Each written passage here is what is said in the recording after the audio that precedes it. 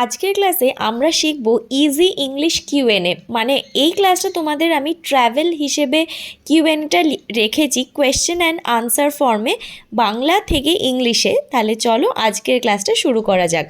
কোথায় যাচ্ছ? Where are you going? আমি একটু বাইরে যাচ্ছি। I am going outside. কিংবা তোমরা কোনো জায়গার নামও বলতে পারো আউটসাইডের বদলে। ভাড়া কত? How much fair? 500 টাকা। 500 রুপিস।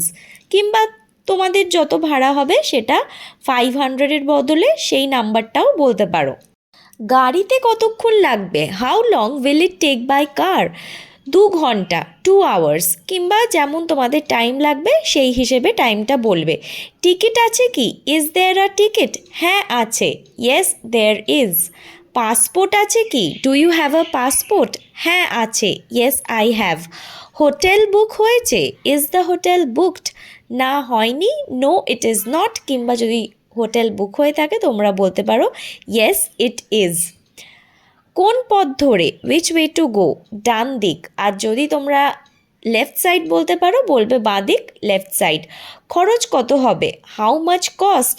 বেশি না, নট মাচ। আজকের কিউএনএটা কেমন লাগলো অবশ্যই কমেন্টে জানিও। ভালো লাগলে ফ্রেন্ডসদের সাথে শেয়ার করো।